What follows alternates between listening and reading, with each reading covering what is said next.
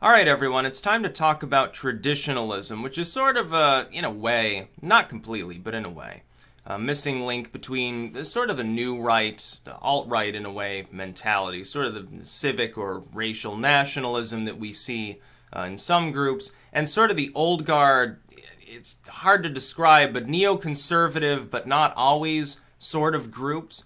It's malleable. You see, left and right in the United States, at least, have very little actual meaning. There are so many subgroups, so many categorical subtypes of these different sides. Like on the left, you've got neoliberals, which are basically the same as neocons. It's part of the establishment core. You've got people who are just outside of it, and they're sort of like, I don't know, you label them paleoliberal or something. They're the classical liberals, the true left libertarians, the progressives, the socialists, and they're all sort of amalgamated together in a general purpose, but they're totally different. Like if you look at the actual lexicon of the left, you'll find no single issue on which every single group actually agrees. The same is true on the right. So you've got the neocons, the pro-war, pro-tax, anti-gun types. The same as the so-called liberal Democrat. You've got paleocons, right libertarians, the more libertarian core. You've got some ANCAPs, the minarchist sort of feeling would be semi-separate from that in some ways. You've got all sorts of different groups, alt-right, new right, and everything else under the sun. Traditionalism, though, is more strictly ideological than it is a group in and of itself, because it's just a subset of beliefs that have to do with social behaviors in a general sense. And here I would say, on the topic of traditionalism, I think it's half and half for me. Because in one sense, American traditionalism I actually support. As a minarchist libertarian, I look back at the founding of this nation. I look back at traditions such as the right to self-defense in the founding of our country, speaking your mind freely, and things of that nature as good things. I agree with those things. I think they're helpful. I think they are traditional. But the problem is a lot of people who label themselves traditionalists, they don't seem to be the original American tradition. If you want to take up the pro-Americana line as opposed to the pan-Western civilization line, the original American traditionalism is wandering around with your musket opposing tyranny, basically. Essentially an Enlightenment era sort of activity. But it seems more often that people who use the label traditionalist are stuck in the 1950s or something like that, either the 1950s or the Victorian through 1930s era.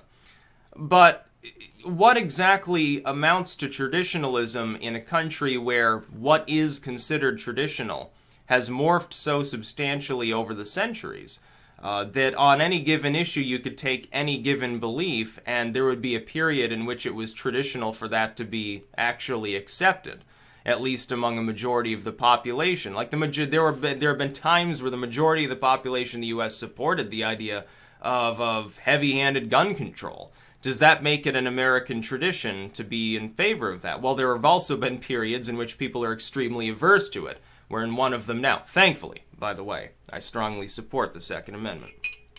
More strongly than most of the Republicans do. Most of them are weak on the issue. They don't even want to repeal existing gun control, so they've just totally sold out. They're like, oh, a little abuse is fine for pragmatic purposes. Yeah, it's so pragmatic. Okay. On the topic of speech. For a long time, the government regulated speech. I hope people realize this. It wasn't until fairly recently. In the early period of this country, the concept of regulating what people could or could not say was something people were so averse to that when the Alien and Sedition Act was passed, it became a huge issue. Jefferson comes along, rips it up, says, no, you can criticize the president if you want. It's clearly something that's acceptable. And Adams sort of falls by the wayside on that token. And Jefferson, instead of Adams, is remembered as much greater as a president.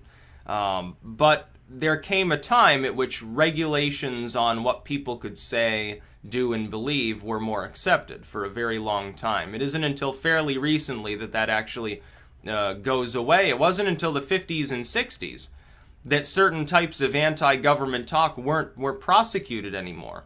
It required court decisions, actually, to inform people, yeah, by the way, you're allowed to criticize the government. It was considered seditious before that. I mean, it wasn't like they would throw you in a gulag forever. But they could certainly ensure that you were punished for saying, you know, the government's wrong. This policy is shit. This politician is shit. There was a time in which if you did that, you could actually get prosecuted for it. And it was considered legal to do so. My question for those using the label traditionalist is, what period are you seeking specifically to emulate? A lot of times it's 50s Americana. Now, I like 50s imagery as well. The idea of the American dream, being able to have your own home. The United States is number one economically and diplomatically in the world. We stand against evil. You know, they didn't always do that at the time, but better track record than recently. The idea of the sound nuclear family, with or without kids, it doesn't honestly matter. That idea is actually appealing to me. So long as it's a libertarian society in which people aren't being abused and centrally planned. And there was some of that going on in the 50s too, let's face it. Some of the early atomic era stuff was very centralized. But it doesn't seem uniform. It's not always that 50s Americana. In some cases, it's other things. So there are virtues in traditionalism. There are traditions that I seek to perpetuate. I think it's an American tradition to own guns. I think it's an American tradition to speak your mind. I think it's an American tradition to oppose tyrannical regimes at home or abroad. And we've certainly suffered under, so Bush and Obama were both imperial presidents. I consider that a form of half-assed tyranny. Our laws were ignored and things went south economically during these two presidencies. We lost some of our status around the world because of their ineptitude. Both of them should have been impeached. Both of them committed impeachable offenses multiple times. It's just nobody had the balls to remove them.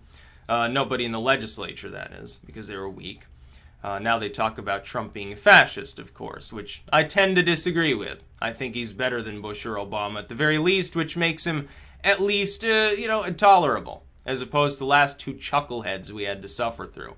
By the way, it's bipartisan. Bush was a Republican, so-called far-right by his opponents. Obama was a Democrat, so-called far-left by his. Really, they represent the same thing. More drones, more surveillance, more taxes, more bullshit. That's what they represent. Weak economics to piss the middle class away, to turn people into a two-caste system of the haves and have-nots. I criticize both of them for this, by the way. Traditionalism, though, misses the mark insofar as it can't agree necessarily on what specifically constitutes an American or a Western tradition. More often it seems that it's a pan-Western feeling. That is, it's not within the realm of Americana. It's basically, it's people who, they kind of have the white nationalist approach, but they're not actually necessarily in those groups. They're sort of on the periphery of it. Almost like a Mormon housewife or something. I would say they're probably the closest to American traditionalists that we would get. The funny thing is, of course, Mormonism wasn't around when this country was formed. They have a fire and brimstone mid-1800s era style of traditionalism going on. Within their theocratic community, no less. Which is really funny. If I think there should be a traditionalism at all, it should be within a nation's own traditions in the civic sense. In the case of the United States, and I've alluded to this before, that would be a form of nationalistic libertarianism, which those two can coexist in the civic sense. It is possible to make them, probably not ANCAP, but minarchist certainly. Now, the idea of limited government is kind of the founding basis of the fucking country. So you've got that. But I would say, I don't have a problem with traditionalists. When they, though, extend into the realm of wanting to abuse segments of the population, like they launch off into, traditional marriage, wouldn't it be easier just to, do away with state marriage and just take a hands-off approach to the issue, say, who cares? State shouldn't have to license it at all. If you're into that, if you think that it should, it's man and woman, it's Adam and Eve, not Adam and Steve, why not just erase state marriage altogether, defang the state from partaking? That way anyone can get married if they want. They just have to find somebody to marry them. Justice of the peace, someone acting locally, saying, hey, okay, you're married. I wrote it down in the book here. Or you can go to a church and do it. Return it to that, honestly, they are technically correct when they say this, honestly, more traditional realm of marriage, as opposed to sort of the post-atomic, everything's very legalistic, right. Line 1, your name. Line 2, next of kin. Line 3, how much do you make a year? Hey, what's your favorite color? We need to know this for you before you can get married, basically. It is kind of pointless, honestly. Although it's not really a hassle to get married. Yeah, been there, done that. It was pretty funny at the time. It's a couple pieces of paper, pay your fee, but why should you even have to pay a fee? It's largely for census purposes, I think. Taxation and censuses. Who cares? Just eliminate the concept of marriage in influencing your taxes at all. Everyone should be taxed individually anyway. Would it make more sense? Otherwise you get people screwing around with it anyway. What about something like abortion? You would say, well, it's taking a life, it's murder, okay. But in the traditional sense, you do realize in the early Americas, if you've read any of the literature from that era, medically speaking, it was inducing abortion through various herbal concoctions and physical methods was quite common. It was extremely common. They used to use, parsley pessaries, of course that caused dilation of the cervix, cohosh, pennyroyal. They would stew mandrake. They would take drugs, basically, to induce an abortion. When they, something out of wedlock, person is not healthy enough to carry through with it. Woman just doesn't want to give birth. Husband does. She doesn't want to find out, oh, yeah, I miscarried again. It's like the 5th time, but I keep talking to the midwife. She keeps giving me these teas, and then get my period again. It's just a heavy flow, I guess. I guess I'm not able to have kids, so, fucking go sleep in another bed. Basically what would happen. Or maybe she wanted to have, the next door neighbor was more attractive. She wanted his child instead. Oh yeah, trust me, it's yours. That happened all the time. They didn't exactly have genetic testing back then. It was happening all the time. Later on it becomes a national debate. After a bunch of doctors get tired performing abortions, actually. Did you know this? Around that time, it was because the medical community got tired of having to do it. Like, well, there's risk involved. Back then, much higher risk, of sterility and things. We don't want to perform this procedure. We're not getting competent. We're not making enough money off of it. People are coming to us constantly. I got other things to do. I have to slap this dude's liver back together because he can't get off the bottle. And you're asking me to take care of this issue. And there's the notion at the time, well, this shouldn't be happening anyway. Because, your only role as a woman is to give birth. Or say, is that an American tradition? Or does it go back further? Is it okay to administer like pennyroyal tea to people to induce their period or something? See, there's the problem. You have to identify what specifically your traditions are, and then everyone would have to agree upon them before they could be traditionalists. Kind of difficult to do. But the general principle, no, I don't have a problem with it. I'm technically a traditionalist in the sense of the mid-1700s. That's the traditionalism that I like. I want apple pie and fireworks and to own guns and to resist tyranny. And to say what I want and be left alone and be able to, even my spiritual beliefs are kind of from that era. There is an overlap. I've read literature from the time period. It's remarkably a lot closer in my occult beliefs than most modern writings. It is, because they fused science and spirituality together. There wasn't a big prohibition on it within Christendom at the time. They thought it was acceptable. Because at the time, only the literate, sort of the aristocratic upper class, was even really reading such literature. Most people were still functionally illiterate at the time. And so they had a tendency to drag natural science in with their dogma, with Christendom, as well as paganism. They had an appreciation for the classics.